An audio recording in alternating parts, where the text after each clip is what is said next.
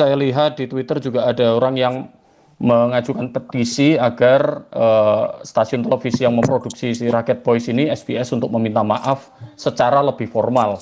SBS kemarin sudah meminta maaf sih sebetulnya, tapi lewat komen dan dalam bahasa Indonesia. Itu bagi banyak orang atau bagi beberapa orang, ya, saya tidak bisa mengklaim, menjadi hal yang tidak cukup. Karena episode kelima itu betul-betul apa ya, tidak merepresentasikan gitu ya, tidak merepresentasikan apa yang terjadi di Indonesia. Nah, sebelumnya drama Korea itu kan salah satu ini ya, salah satu volume luar biasa lah dalam menyebarkan nilai-nilai kebudayaan Korea di seluruh dunia. Jadi televisi itu juga dalam studi-studi cultural studies juga disebut sebagai identitas kultural gitu, yang merepresentasikan itu.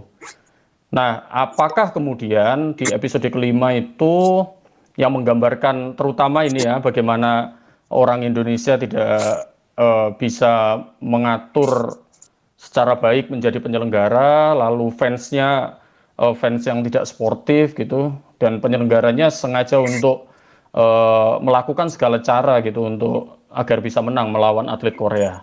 Nah, malam ini kita bahas hal itu bersama saya dan co-host saya Ilham Zada. Ham, tes mic Dam. Oke, selamat malam. Malam, terima kasih. Ada juga Mas Virgiawan. Siapa namanya, Bro? Virgiawan Afinanto ya. Virgiawan Alfianto, Mas. Virgiawan Alfianto atau Ian, saya kenalnya Ian. Dulu sempat kenalan waktu kita sama-sama meliput All England di Birmingham. Lalu ada teman saya, Mas Dery. Halo. Selamat malam, Mas Malam, Dery. malam, Mas Ainur, malam. Nah, Mas Ilham. Mas Dery ini baru masih tetap ya, masih sibuk untuk membuat rilis ya sampai malam ini. Mas Dery sehari-hari bekerja di salah satu tim humasnya PBSI, tetapi malam ini mungkin akan merepresentasikan pandangan pribadi dia ya, tidak merepresentasikan pandangan PBSI, Ya, begitu ya, betul, Mas Dery ya. betul. Jadi saya disclaimer Siap. dulu ya. Nanti aja tapi lanjut dulu, Mas Ainur, silakan. Oke, terima kasih. Lalu ada Power dari Singapura, salah satu founder dari Badminton. Selamat malam, Power. Selamat malam, Mas Ainur.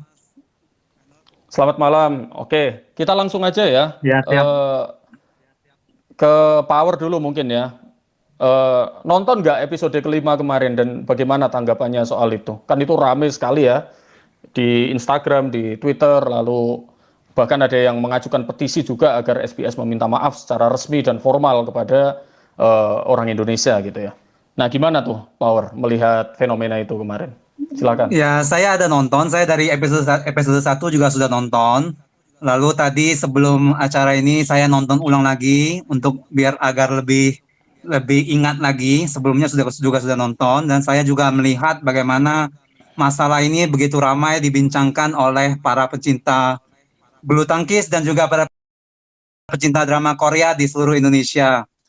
Ya, menurut pandangan saya pribadi ya, ini disclaimer sedikit, ini menurut pandangan saya secara pribadi, saya sebagai pecinta drama Korea juga dalam satu sisi saya mengerti bahwa ini adalah ya drama kan namanya fiktif ya, namanya sesuai dengan jalur cerita yang ditulis oleh penulis. Namun juga ya di sisi lain saya bisa mengerti mengapa para pecinta bulu tangkis dan juga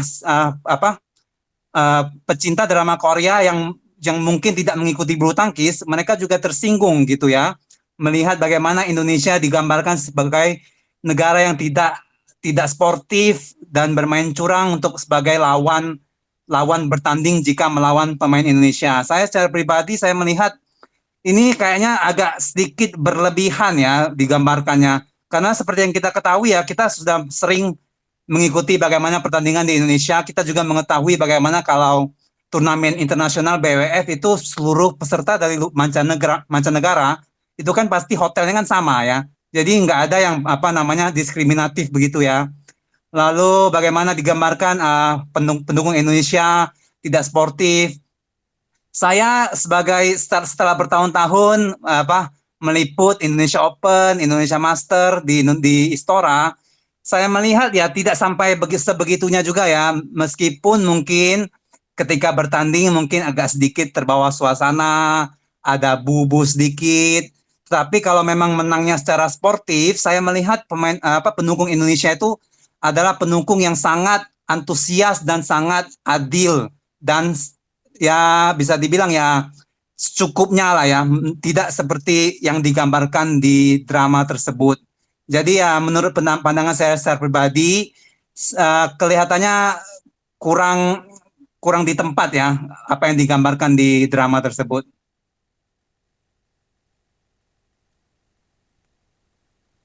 Oke. Ada lagi? Ya cukup sementara ini Mas. Oke, siap ya. Jadi agak berlebihan, kurang penggambarannya seperti itu kata Power barusan. Sekarang ke Dery nih. Der. Siap. Nah, Der, di situ kan ada ini ya, adegan bagaimana penyelenggara Indonesia itu menyediakan hotel yang tidak sesuai, buruk. Lalu latihannya juga tidak ditempatkan di arena resmi gitu ya. Jadi ditaruh di gor tua tanpa AC. Emang secara realitas gitu ya. Kalau misalnya ini kan fiksi tetapi sudah menyangkut realitas gitu ya.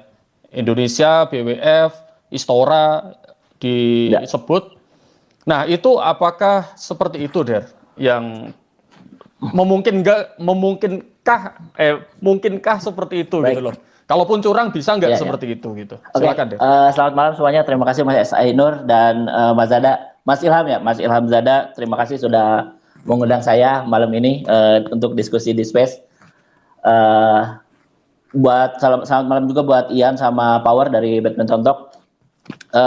Ya, lagi ramai ya Mas untuk Racket Boys ini, tapi balik lagi saya dari saya memang kerja di PBSI kebetulan dari 2016. Tapi sekarang hari ini saya tidak akan membawa suara dari federasi. Jadi mohon dibedakan dulu antara suara federasi dengan suara saya. Ini murni apa yang saya lihat, apa yang saya dengar, dan apa yang saya mau sampaikan di sini. Jadi tidak ada hubungannya dengan federasi gitu. Ini murni pribadi, pendapat pribadi saya dan apa yang saya rasakan selama ini. Oke, masuk ke Racket Boys-nya ya. Sebenarnya saya cukup excited dengan series ini ketika ya beberapa minggu lalu sempat hype-kan di sosial media ada sebuah drama yang menampilkan sisi cerita yang agak berbeda, yaitu badminton. Jarang banget kan, biasanya kita cuman film dan ini sebuah drama series gitu. Dan ceritanya juga sebenarnya cerita luasnya ya, secara gambaran luasnya relate dengan apa yang terjadi di Indonesia sebenarnya, bagaimana sulitnya sebuah klub membina pemain-pemainnya. Klub kecil membina pemainnya biar terus bisa eksis. Itu emang di Indonesia tuh relate banget karena tahu banget susah banget, sulit banget untuk bisa stable gitu klub badminton. Tapi ternyata di episode kelima kemarin, sebelum episode kelima kan ada teasernya dulu tuh, ada trailernya. Wah, ada Istora nih, ada main di Istora, syuting di Istora. Terus ada pendukung-pendukung Indonesia, terus akhirnya jadi rame kan, jadi viral gitu. Wah, akhirnya masuk ke drama Korea nih, badminton Indonesia gitu kan. Tapi ternyata kenyataannya digambarkannya tidak relevan dengan apa yang terjadi di dunia nyata menurut saya. Kalau balik lagi ke pertanyaan Mas Ainur tadi, realitanya seperti itu apa tidak? Ya tentu saja karena saya sudah sekitar 4 tahun selalu ikut dalam kepanitiaan turnamen, baik itu di level junior, Super 100 yang Indonesia punya, Super 750, Super 500 dan Super 1000. Yang perlu saya tekankan di sini adalah Indonesia itu sudah punya standar tinggi untuk menggelar sebuah kejuaraan. Event yang level bawah sekalipun, kita nggak perlu ngomongin dulu Indonesia Open yang Super 1000 yang kita dapat berturut-turut berapa kali, 5 atau 6 kali saya lupa, turnamen terbaik di turnamen BWF terbaik. Kita nggak usah ngomongin itu. Kita ngomongin ini deh, World Junior Championship 2017. 2017 di Jogja. Seniat apa kita sebagai panitia, segila apa kita treatment para peserta yang hadir untuk hadir. Kita siapin hotel yang sangat bagus, kita bikin welcome dinner dan culture day di Candi Prambanan.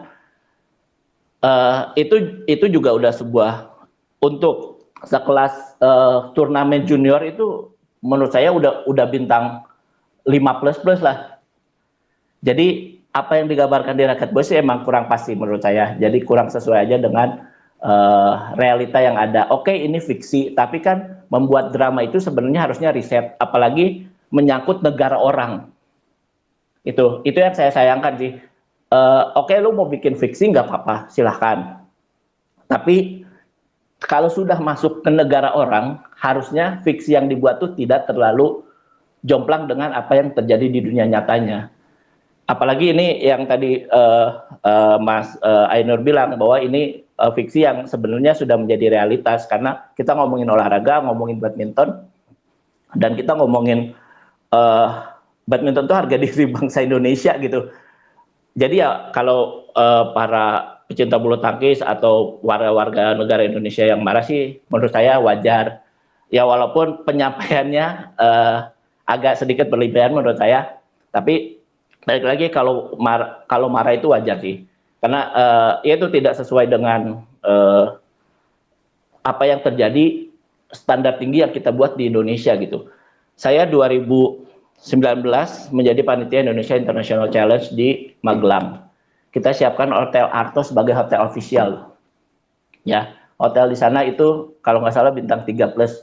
Dan itu fasilitasnya banget kalau menurut saya untuk sekelas internasional challenge ya.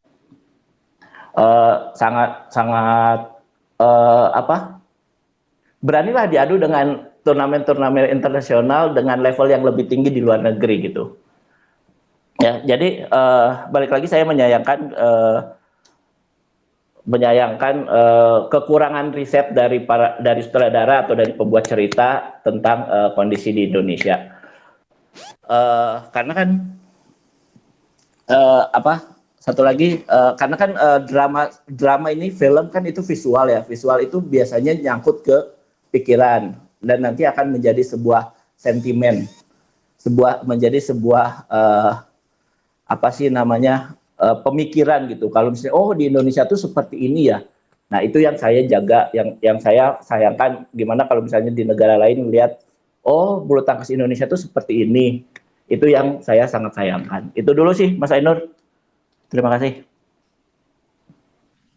Oke Der, terima kasih. Jadi gini Der, kalau sebuah tim berlaga di luar negeri itu tuan rumah menyediakan hotelnya atau tim itu sendiri yang booking secara pribadi gitu ya? Setahu saya kalau itu kita siapkan hotel official, Mas. Kalau misalnya tidak cukup 1, bisa 2, bisa 3, bisa 4 hotel officials. Nah itu mereka akan tinggal milih tuh tim negara lain yang akan datang ke Indonesia. Silahkan pilih hotel mana yang menurut mereka akan cocok dengan kondisi tim mereka, termasuk budget segala macam ya. Nah, kalaupun mereka mau memilih hotel lain di luar hotel officials, itu juga boleh, kita nggak akan ngelarang. Tapi yang akan menjadi beda adalah fasilitasnya. Contoh, biasanya kita di hotel non-official itu tidak menyiapkan shuttle. Shuttle itu kayak kendaraan yang bisa, kendaraan gratis yang mengantar mereka hotel, lapangan pertandingan, atau hotel ke tempat gor, tempat latihan, seperti itu Mas.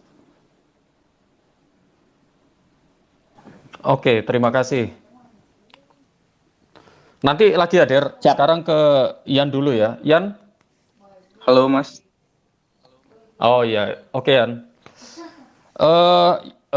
Ian, di Raket Boys episode 5 itu kan digambarkan ya bahwa pendukung Indonesia itu ngebu pemain Korea setelah pertandingan gitu. Dari pengalaman Ian sebagai badminton lovers gitu, dan pernah juga liputan gitu di Indonesia Open atau bahkan di luar negeri juga.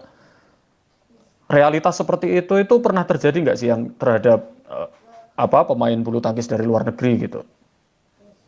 Oke, makasih kesempatannya Mas Ainur. Jadi, kalau menurut saya memang beberapa hal yang perlu kita perhatikan di episode 5 ini, memang ada beberapa hal yang tidak sesuai dengan fakta yang ada di lapangan, tapi ada beberapa hal juga yang sebaiknya kita jadikan bahan untuk introspeksi diri, apalagi kita sebagai supporter dari bulu tangkis Indonesia yang notabene terkenal sebagai supporter yang paling fanatik terhadap cabang olahraga ini. Nah, jadi supporter Indonesia yang digambarkan di episode 5 di drama Korea Rocket Boys itu menggambarkan bahwa mereka sangat fanatik, mereka sangat mendukung tim Indonesia hampir secara membabi buta, lalu mereka juga tidak segan untuk ngebuin lawannya. Nah, dalam realita yang terjadi sebenarnya tidak semua supporter Indonesia seperti itu. Supporter Indonesia memang terkenal sangat fanatik terhadap Indonesia, tapi memang ada beberapa oknum supporter yang melakukan hal-hal yang memang tidak sepatutnya mereka lakukan kepada pemain luar. Akan tetapi apabila atmosfer itu ada di dalam Istora, maka sebenarnya penonton atau supporter Indonesia yang ada di Istora itu tidak serta-merta tiba-tiba membulawan apabila mereka melawan pemain Indonesia, tapi lebih ke apabila mereka diprovokasi oleh pemain yang melawan Indonesia. Nah, biasanya mereka akan sangat-sangat reaktif menanggapi hal tersebut. Tapi kembali lagi, tidak semua supporter seperti itu. Memang ada beberapa supporter yang perlu diingatkan dan mungkin kita juga perlu introspeksi diri juga bagaimana kita sebagai supporter itu berlaku dengan baik dan mengingatkan sesama supporter. Apalagi ada beberapa kasus juga, misalkan kemarin yang di All England itu ada beberapa oknum supporter yang seharusnya tidak menyerang secara membabi buta ke pemain-pemain asing yang sama sekali tidak ada keterkaitannya dengan gagalnya Indonesia di All England karena suatu hal. Nah, seperti itu yang harus sepatutnya kita refleksikan terhadap diri kita sendiri. Jadi dari episode 5 ini kita juga harus ada yang kita perbaiki sebagai supporter Indonesia. Gitu, Mas. Oke, oke. Tapi Ian nonton nggak dari awal ini? Ini kan excited banget ya, orang-orang excited, terutama ketika teasernya memperlihatkan fotonya Marcus Kevin gitu, lalu kan banyak yang suka gitu. Lalu kemudian setelah episode 5 reaksinya seperti itu, terus drastis seperti itu ya, sampai ratingnya sampai di IMDb sampai ada yang vandal gitu mengubah jadi raket rasis apa dan lain-lain. Nah, Ian menanggapi hal itu seperti apa, Ian?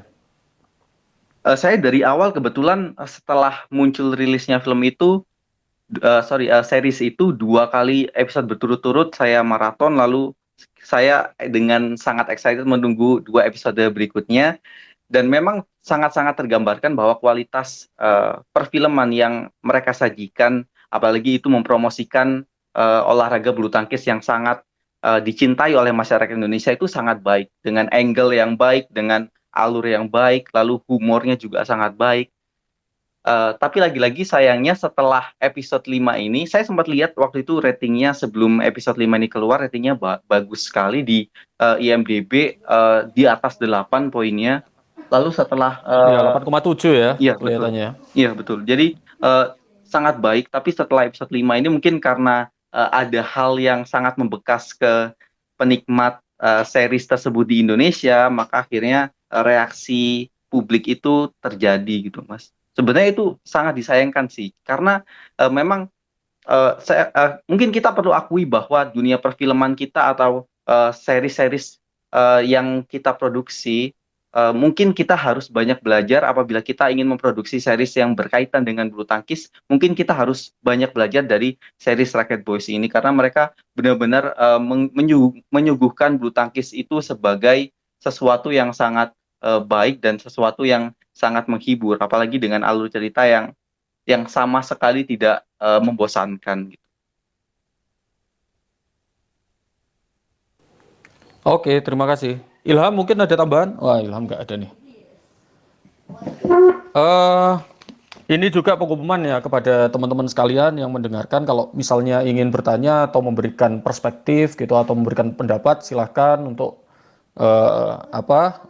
memencet mic di kiri bawah itu, lalu meminta menjadi speaker atau acungkan tangan gitu ya.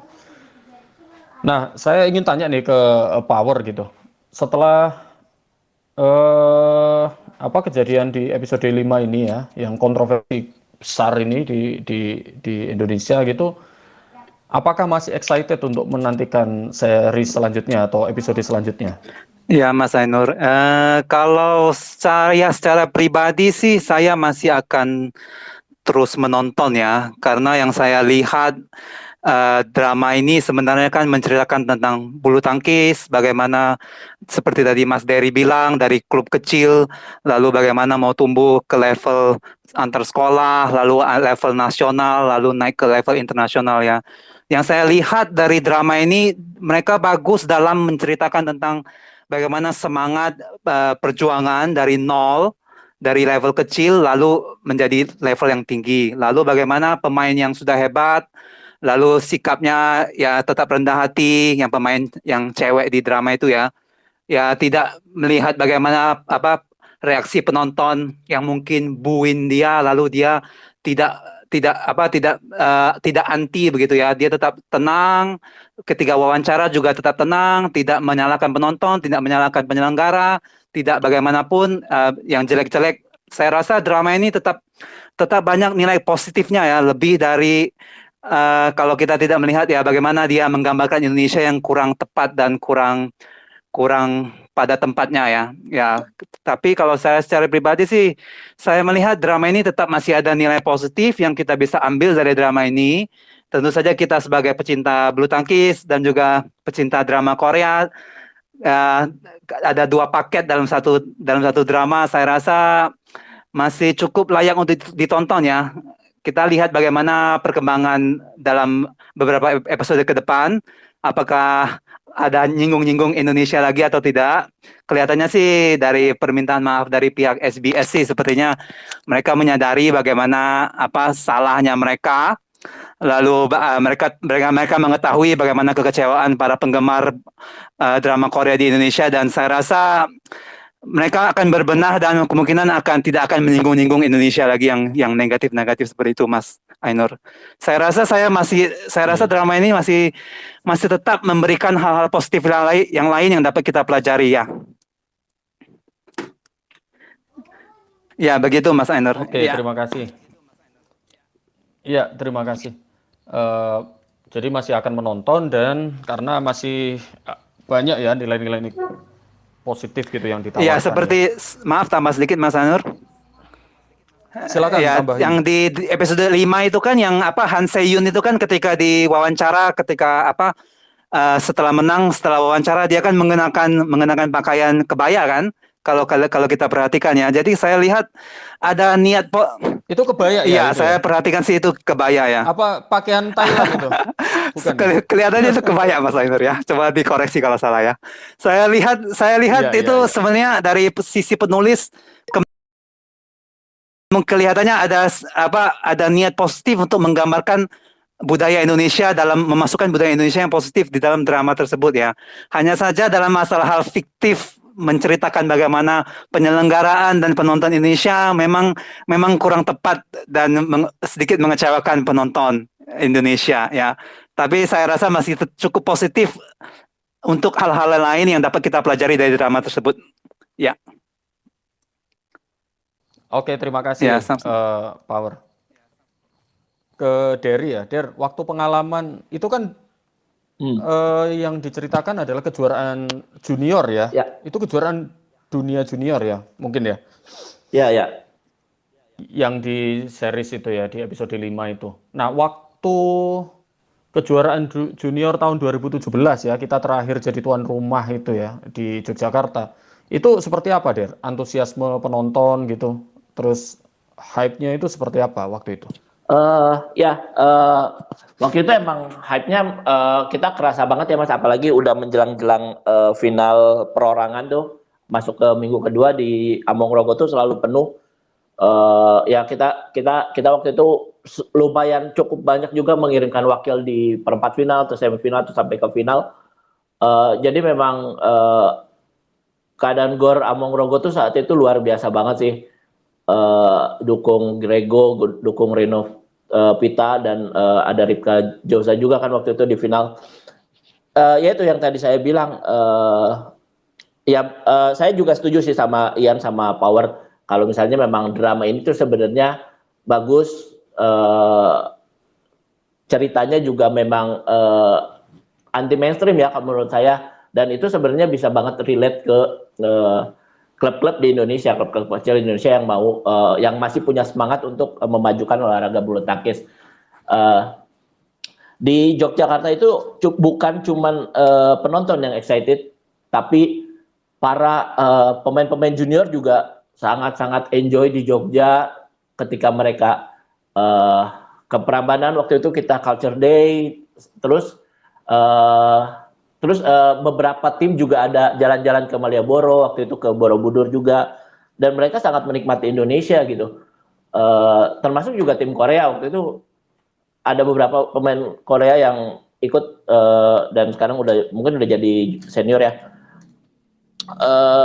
Sangat-sangat menikmati Indonesia gitu. Jadi makanya saya tidak tahu kenapa bisa keluar adegan seperti itu gitu. Bagaimana maksudnya Indonesia kayaknya menghalalkan segala cara untuk menang, padahal kita mentreatment para peserta itu dengan sepenuh hati, dengan apa ya, pengen yang terbaik gitu, menampilkan yang terbaik gitu. Bukan cuma di kejuaraan dunia junior, di level juniornya ya, kita punya kejuaraan Asia Junior waktu itu 2017 dan 2018 itu di Jaya Raya di Tangerang.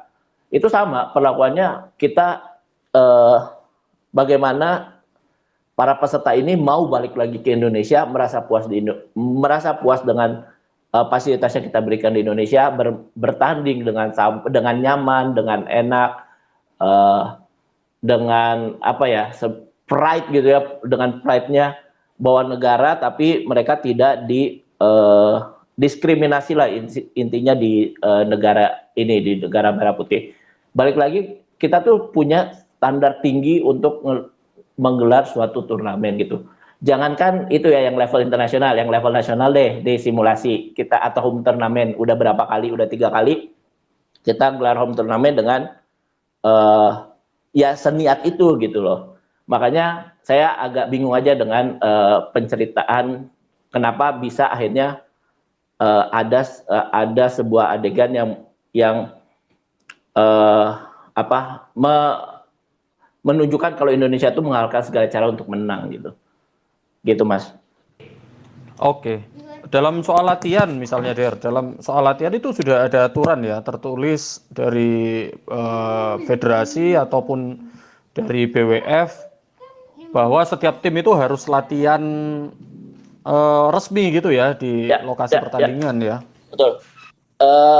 Jadi memang itu bahkan by request Mas. Jadi sebelum kedatangan biasanya mereka akan request hari pertama latihan itu biasanya mereka akan datang H-3 atau H-2 dan langsung latihan misalnya. Misalnya mereka datang H-2 terus langsung latihan. Tapi biasanya kita tidak kasih dulu di lapangan pertandingan. Tapi akan diarahkan ke lapangan latihan. Bedain ya, practice court sama main hall. Nah, di practice court ini mereka bisa request sesuai. Tapi biasanya kita akan membatasi jamnya dan jumlah lapangannya karena yaitu harus merata semua. Jadi semua harus dapat. Begitu juga di H-1 biasanya kita tes court, tes di main hall. Itu semua mesti kebagian, semua negara tanpa terkecuali gitu. Tapi setelah pertandingan berjalan, itu biasanya di babak kedua atau di babak pertama, di babak kedua sampai masuk quarter, biasanya kita tidak boleh ada lagi tes court. Itu untuk semua negara, termasuk untuk Indonesia, termasuk untuk tuan rumah gitu. Kecuali di final biasanya nanti referee bilang, oke, hari ini pagi, karena biasanya final kita mulai siang, oke, hari ini pagi lapangan pertandingan main hall bisa dipakai misalnya 2 jam.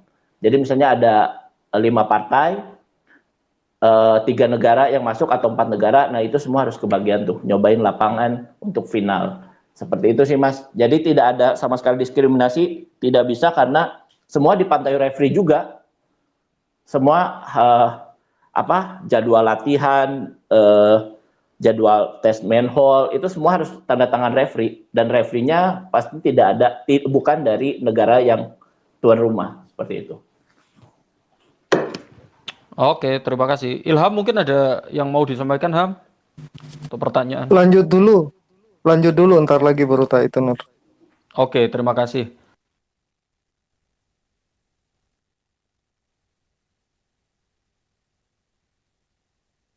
Ke Ian ya. Ian masih ada di room, Ian? Masih, Mas. Oke, Ian. Ini kan memang drama ya, namanya juga drama kan fiksi gitu ya. Mungkin ada beberapa bagian yang didramatisir gitu. Tetapi ketika beberapa bagian ini sangat melenceng jauh dari fakta gitu ya. Nah, itu kamu bagaimana pendapatnya? Atau khawatir nggak tentang citra bulu tangkis Indonesia gitu? Kalaupun toh misalnya digambarkan itu sesuai dengan kenyataan gitu ya. Kalau misalnya kita memang menjadi tuan rumah yang tidak oke atau memang punya citra yang sengaja mencurangi gitu, mungkin tidak masalah ya untuk digambarkan sampai sedramatis itu. Tetapi ketika penggambarannya itu melenceng sangat jauh gitu dari realitas, eh, kamu sebagai penonton gitu khawatir nggak tentang citra bulu tangkis Indonesia gitu misalnya di luar negeri? Karena ini kan penontonnya global ya kalau drama Korea ya. Gimana Yan? Kalau untuk kekhawatiran, kurang lebih kekhawatiran saya sama persis dengan kekhawatiran Mas Dery yang sudah Mas Dery tadi sampaikan. Jadi memang sayangnya bulu tangkis yang digambarkan di drama Korea ini, yang mana ini adalah produksi dari yang diproduksi dan ditayangkan di Netflix dan dinikmati oleh seluruh penikmat bulu tangkis di dunia, sayangnya tidak cocok atau kurang tepatnya penggambaran Indonesia itu sangat-sangat terlihat gitu, Mas. Kalau misalkan kita lihat citra turnamen Indonesia itu ibarat turnamen Indonesia itu turnamen yang tidak pernah kekurangan apresiasi gitu. Jadi kalau misalkan saya juga wawancara atau ngobrol dengan pemain pun mereka juga bilang, kamu turnamen favorit kamu itu ada di mana? Biasanya mereka uh, pilih dua, salah satunya pasti jawab Indonesia. Kenapa? Karena di sana mereka menemukan kenyamanan. Di sana mereka menemukan bahwa mereka itu sangat dihargai sebagai pemain dan bahkan sebagai setingkat dengan selebritas di Indonesia. Jadi mereka itu sangat menyukai para penggemar mereka yang ada di Indonesia. Mereka sangat menyukai penikmat bulu tangkis yang loyal terhadap bulu tangkis dan sangat mendukung, bahkan kalau misalkan kita lihat beberapa supporter itu bahkan mereka sangat sering memberikan hadiah-hadiah atau sekedar buah tangan untuk para pemain yang mereka idolai saat mereka mampir di Indonesia. Jadi bahkan tidak hanya dari segi pemain bulu tangkis, dari supporter juga banyak sekali rasa kepuasan yang selalu terucap saat setelah menikmati pertandingan-pertandingan di Istora. Dari BWF juga begitu. Setiap ada pertandingan setelah selesai turnamen, biasanya setelah ada sesi wawancara dengan para juara dan juara terakhir, biasanya ada sesi wawancara dengan pihak penyelenggara dan di situ juga ada perwakilan BWF. Nah, jadi kita ambil contoh di Indonesia Open. Ada beberapa kali wawancara dengan BWF, contohnya di 2019 kemarin itu ada Ko Hwacheng dari BWF Head Event. Dia bilang kalau misalkan Indonesia ini adalah tuan rumah yang baik, jadi fansnya luar biasa dan eventnya itu sangat baik untuk mempromosikan bulu tangkis di masyarakat. Lalu 2018 juga ada dari Darren Parks, dia bilang bahwa turnamen ini sudah lama menjadi turnamen yang terbaik. Lalu di 2016 juga ada Sekjen BWF saat itu yaitu Thomas Lund. Mereka juga bilang kalau beliau bilang kalau misalkan PBS ini sudah berhasil menciptakan atmosfer yang sangat luar biasa dan mereka terus berinovasi. Jadi sebenarnya kalau kita bicara tentang turnamen Indonesia, kita bisa ngomong kalau turnamen Indonesia ini adalah tonggak atau lahirnya sebuah inovasi dalam perbulu tangkisan atau bagaimana menyajikan bulu tangkis itu sebagai sport entertainment di dalam stadion. Jadi dengan penggambaran seperti itu sepertinya sangat mengecewakan sebenarnya untuk saya pribadi. Tapi kembali lagi karena mungkin itu adalah produksi dari Korea, lalu mereka mungkin ingin mencitrakan bahwa bulu tangkis Korea itu sangat baik sampai-sampai mereka mungkin lupa bahwa ternyata apa yang mereka gambarkan terhadap negara lain itu sama sekali tidak mencerminkan bagaimana negara itu menyediakan fasilitas untuk pemain-pemain internasional gitu, Mas. Oke, terima kasih, Yan.